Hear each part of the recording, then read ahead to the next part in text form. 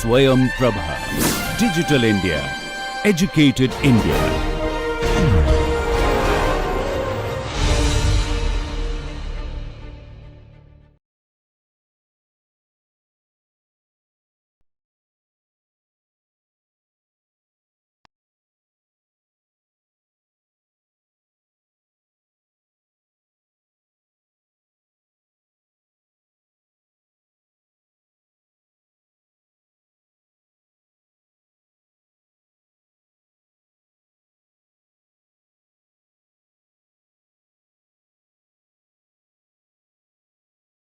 Welcome back.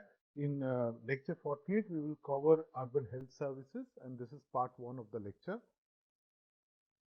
The different concepts that we will cover in this particular lecture are health service provision in urban areas, thrust areas for the national health policy, national health programs, and interventions in urban areas considering NUHM.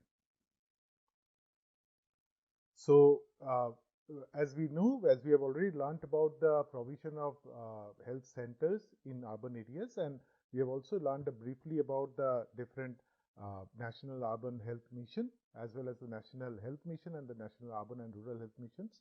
So, Ministry of Health and Family Welfare, Government of India has launched this National Urban Health Mission in the year 2013. And the reason it was launched, it was made separate from the rural mission, was because there has been a lot of, there are specific problems in the urban areas in regards to health, and particularly the most affected are the urban poor who lives in listed as well as unlisted slums. And in addition to that, there are a lot of vulnerable population in the urban areas, such as the homeless people, rag pickers, street children, rickshaw pullers, construction and brick line clean workers, sex workers and other temporary migrants who doesn't really have a place, a permanent place to live, and that's why some of them live in unlisted slums, or even they squat in certain areas of the city where they find some place where they can put down some of their meager belongings and all. So, how do you provide healthcare services for these people? Because they neither have a fixed area, or sometimes they also change their area and so on. So, this is why the National Urban Health Mission has been developed in specifically to cater to this population groups or these vulnerable population groups. So, in addition to that, the other aspects that are covered are, of course, on public health in general, which is includes sanitation, provision of clean water supply, and control of vector-borne diseases. So, we will not cover vector-borne diseases in details here. We will cover that in some other module. But in general, these are the different areas. In addition to provision of direct healthcare services, these also are taken up together so that the overall well-being of the residents can be achieved. So, in addition to that, strengthening the capacity of all public healthcare providers, including health personnel of the ULBs, because until unless we have very trained health manpower, we cannot provide proper services. So, these are the areas where this is the reasons why the urban from rural health mission to we have now provided general health mission, and then within that we have now have National Urban Health Mission for urban areas as well. So, right now the health mission covers around 994 cities with population greater than 50,000, and in addition to that, all district and state headquarters are being covered under this particular urban health mission. Now, there are some cities which are less than 50,000 people, which are very small cities and all. In that case, it's difficult for the urban local body to have all the infrastructure and facilities to provide this kind of services. In that case, all the provision work is being done via the state government's health department in conjunction with the ULB, of course. But it is done as per the standards and all as per the norms of the National Rural Health Mission. So, smaller urban areas falls directly under the National Rural Health Mission, whereas larger urban areas fall under the National Urban Health Mission. So, some of the thrust areas that the National Health Policy, which was launched in the year 2017, talks about. The first one is that we have to increase investment in health. So that means that right now the target is around 2.5% of the GDP of the country. So which is the target? Of course, we are not there yet, but we are trying to achieve that target.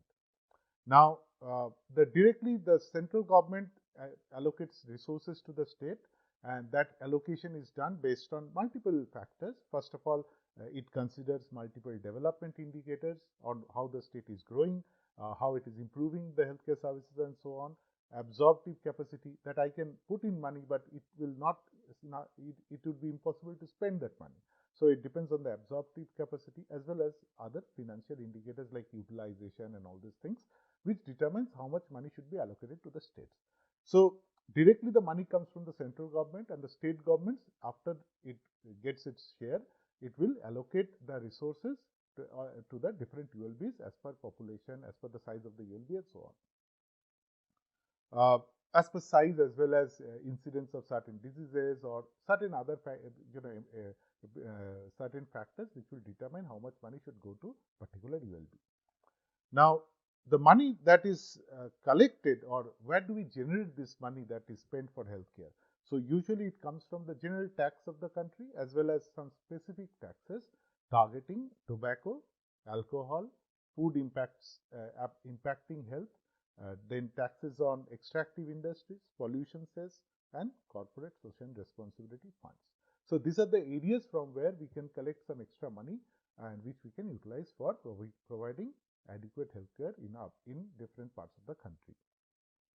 Now, one of the focus of the national healthcare policy, as we have already discussed earlier, that we are trying to provide free healthcare, diagnostic services, then curative some amount of medicines. These are provided free of cost. Along with that, we are looking at a comprehensive healthcare policy, right? That means we are providing comprehensive healthcare services covering community-based services and until the tertiary services like very specialized medical healthcare and so on. In between there is primary care, secondary care and so on. Now, but the basic change from earlier is to go for preventive and promotive healthcare. That means you are not only doing curative healthcare. That means in case of an ailment, you go to the health center, you are treated for it. So that's the curative part. But when we are talking about preventive and promotive, that means you are taking measures to prevent certain healthcare problems or prevent an outbreak of a particular epidemic.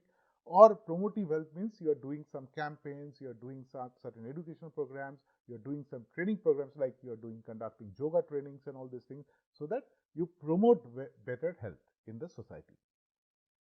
So this calls for coordinated actions in 7 priority areas, and overall our target is to achieve Swasth Nagarik, and the program is known as Swasth Nagarik Abhiyan. So that means we are trying to create healthy individuals or healthy citizens, you can say. So these 7 priority areas are, of course, the coordination has to be with the Swachh Bharat Abhiyan, because health cannot be achieved just by providing good healthcare services, but also by overall cleanliness or overall sanitation and proper water supply to that area. So that's why Swachh Bharat Abhiyan is directly linked with this kind of services.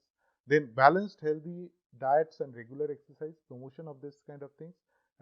Then addressing tobacco, alcohol and substance abuse from other side, that means prevent all the negative things which deteriorate health. Then Jatri Suraksha, so this is to improve the safety in rail and roads, right? And then Nirbhaya Nari, action against gender violence to protect our the female gender. Then reduce stress and improve safety in the workplace, and then reducing indoor and outdoor air pollution. So these are the different areas of intervention, you can say, or you can say that these are the, along with health improvement, these are the areas which also needs to be improved so that the overall health and wellness of the society improves.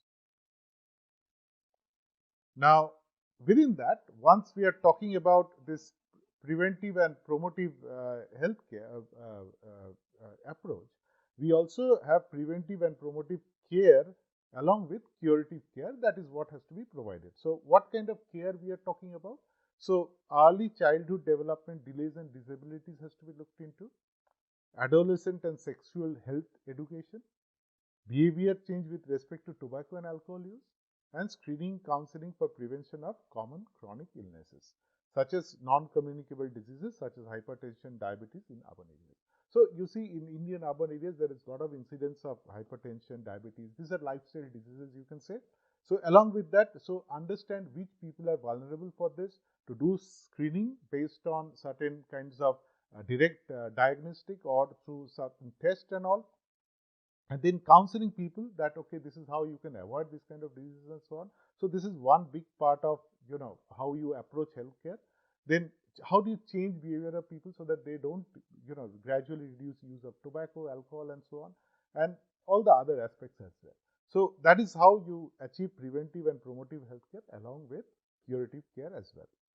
Now, in addition to that, uh, overall, the health policy focuses on coverage extension of services. That means all communities, all groups are covered, and overall improvement of services.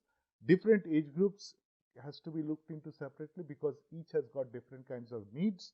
Then the school itself should be a site of primary healthcare. That means the school itself should be an area from where healthcare provision starts, and promotion of safe health and hygiene practices, and of course provision of health, providing health for education in the schools itself. Then the Ayush system, as you know, Ayurveda, then your Unnani, Siddha, homeopathy, yoga, all these things should be made part of the healthy, to promote healthy living, and certain other lifestyle diseases and all could be prevented using this kind of measures. So the Ayush system has to be linked with the standard medical or the primary healthcare as well. Then practicing yoga in workplace, schools and community. Workplace hazards and occupational health and accident prevention, we talked about that. Strengthening of village health, sanitation and nutrition committee, and their equivalent in urban local bodies. So basically we are focusing on health, sanitation and nutrition, and there are committees formed on that so that those could be improved together in the both rural as well as urban areas. Then health impact assessment, any kind of projects that would be undertaken, what would be its impact on the health. Earlier we used to do only impact on environment and all, but we also have to see how it will impact health as well. And finally, we are talking ASHA, that is accredited social health activities. So creating a manpower, a dedicated manpower to actually deal with the communities, or to engage with the communities so that we can provide healthcare directly to a person's home. So that is why this ASHA activities has been formed, and they are the ones who are taking healthcare to the people directly.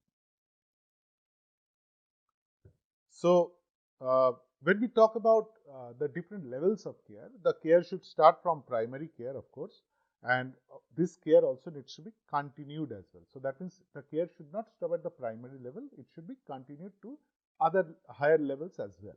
So, comprehensive primary health care includes both, along with curative care, geriatric health care, palliative care, rehabilitative care. So we have talked about promotive, preventive, curative, this kind of care. Along with that, we should look into the care for older people, all the different problems that arises with health with old age. So that's why it's known as geriatric health care. Then palliative care, usually palliative and regenerative rehabilitative care is for the old people themselves. For example, in certain kinds of diseases like cancer and all, it usually affects the older population. So in those cases, how to provide continuous care for this kind of people who are suffering from this kind of diseases. So that is palliative care, and rehabilitative care is also for like somebody has certain problems are happening, like you have some fall has happened with an older person, how to bring him back to again to 100% capacity. All these things are part of the rehabilitative care. And if somebody has faced certain kind of trauma and all these things, all those people, how to treat with those. So earlier these were not the focus, only curative part was our focus, but all this has now come into focus as well. Now, that's why primary healthcare centers are now known as health and wellness centers. So both primary healthcare centers, community healthcare centers, as well as the services are known as health and wellness centers. So we are trying to achieve overall health and wellness for the people. So within this, we are having a family health card has been introduced, and this links the individual with a primary healthcare facility to which he belongs, and also it defines the eligibility for certain kind of service packages in the entire country. That means he can also avail services in other states or other places where he can use this card to go and avail these services. Then the referral system, that means we should not stop. Suppose somebody goes to the primary health care, initial curative care and all those things are given, but at the same point of time, it requires his case has to be referred to higher order facilities. So there has to be a robust referral system. That means when a person goes from a lower order facility to a higher order facility, there should be continuity of both the diagnosis, the data that has already been generated, and so that a seamless service can be provided. So that's why the referral system is very, very important. And then the digital health, which links, and of course all this too supported by a digital backbone which can link the primary, secondary and tertiary services so that people get seamless service. Now from primary, of course, the people are referred to the secondary care services. This is provided at a district level or even at a sub-district level. So here basic secondary care such as cesarean section and neonatal care is provided at the subdivisional level or at the level of clusters and blocks. We have discussed this in our earlier lecture. And specially skilled categories are also available at the sub-district level. Sometimes there are different kinds of centers. Some with basic skills like for delivery and child care, very neonatal care, very small child care, whereas specially skilled categories are also available. And for all this whatever infrastructure and facilities are required, like for conducting certain kinds of operation or certain kind of diagnostic, you require certain kind of infrastructure and facilities, or maybe presence of blood, blood donation as well as the blood processing centers or blood bank centers. So all this has to be there as well. So this is where the secondary care services are a little bit different from primary care. So here most of this can be done, but in case this is not, you cannot do certain kinds of operation and all at the secondary care level, you have to refer to the tertiary care level, a very super, very critical cases and so on. So the 2022 IPHS guidelines include the way this hierarchy works or how these facilities are organized at the urban level, and we have discussed that in our earlier lecture. The other thing is the health policy also talks about a regulatory framework for purchasing of care from the non-governmental sector. In our particularly, this is important in urban areas because we have got many private hospitals, small nursing homes, or certain kinds of clinics which are coming up in urban areas because there is a general profit motivation for the people who are setting up this kind of clinics or hospitals or centers and so on. But at the same point of time, there has to be some regulation so that people are not overcharged, so that people get proper quality care and so on. So that's why quality of care, cost and equity, who gets to avail this kind of services, all this should be considered, and accordingly regulation should be brought in.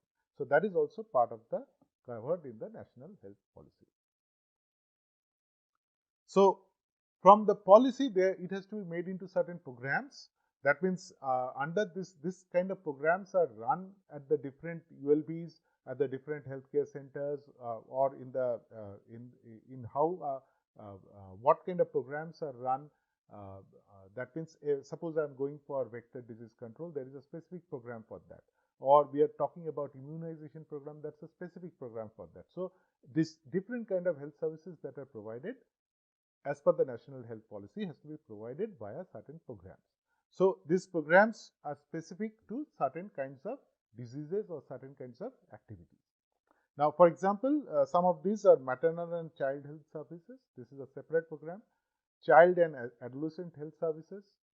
Malnutrition and micronutrient deficiencies are also looked into. For example, fortified food and micronutrient sprinklers are provided through the Anganwadi centers. So that's a separate program. Universal immunization program. From there, the national vaccine policy has been developed in the year 2011. Then communicable disease control program, so that diseases which could be communicated from one individual to another. There we have to set up disease surveillance through system. where different laboratories and tertiary care centers are involved, so that in case certain incidents have started happening, we have to keep on monitoring that. So this kind of surveillance programs has to be done so that we can limit the spread of this kind of diseases. Then other than that, programs on control of tuberculosis, control on HIV/AIDS, and leprosy elimination. And then vector-borne disease control is another program, and non-communicable diseases are another program.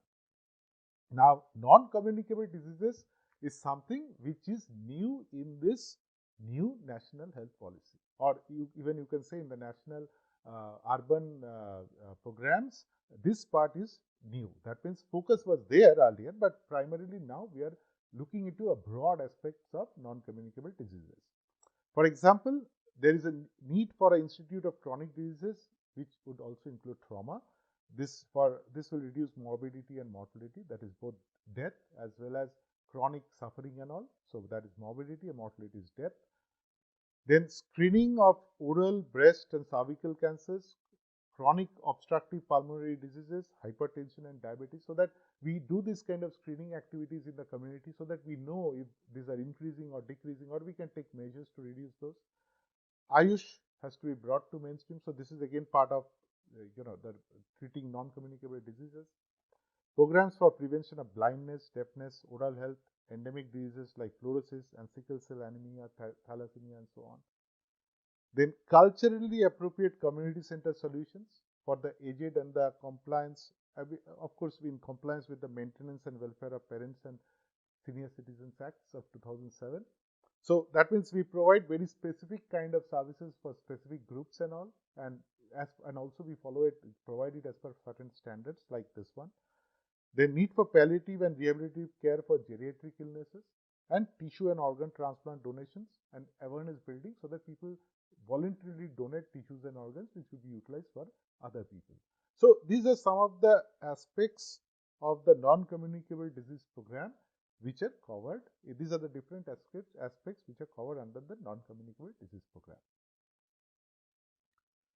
Then along with that, there has been focus on mental health, because a lot of people in urban areas suffer from these issues, or not even in urban areas, in rural areas as well. Then population stabilization is a big part. That is, how do I stabilize my population, or in India's case, how do I reduce population or achieve that 2.1 figure of 2.1 for the birth rate figure, right?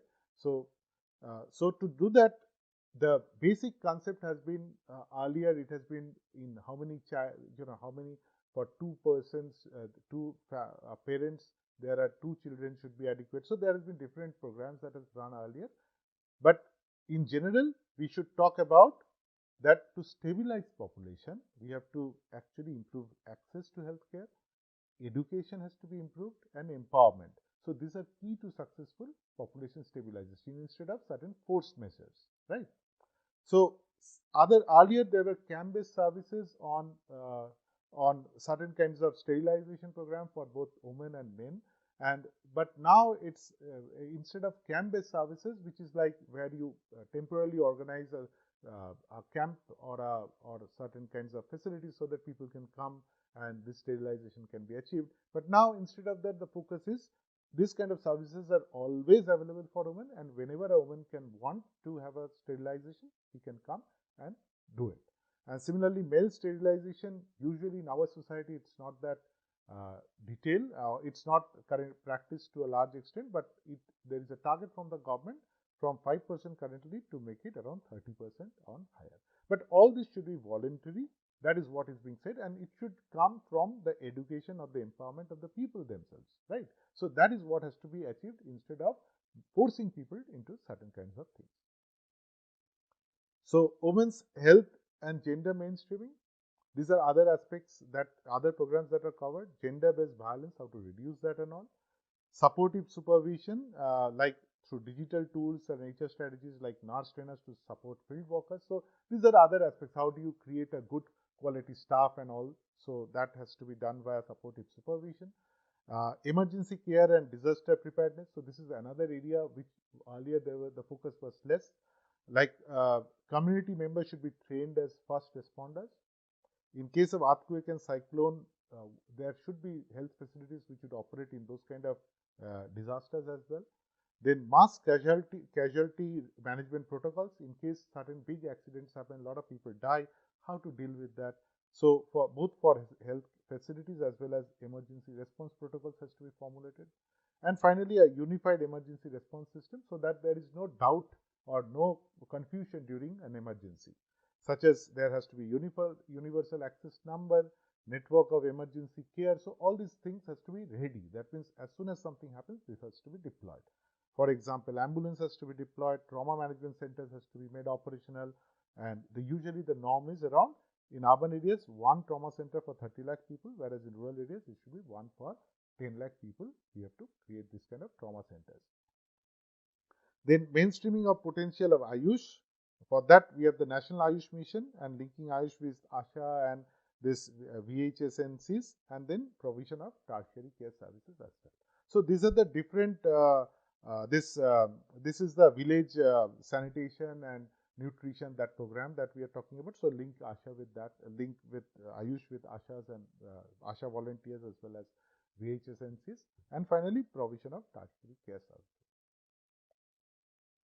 So some other health programs, other aspects of health programs that are also looked into is human resource and education for health, capacity building and skill development of the people who would be providing this kind of services, financing and purchasing of healthcare services, how to facilitate that, collaboration with non-governmental sector and engagement with private sector, corporate social responsibility, then digital health research, health service, and drug innovation and discovery. So these are the more other aspects. That means this is not directly related with provision of healthcare, but more about developing the overall healthcare system and pricing of drugs, medical devices and equipment so that it is affordable, and overall legal framework of provision of healthcare services.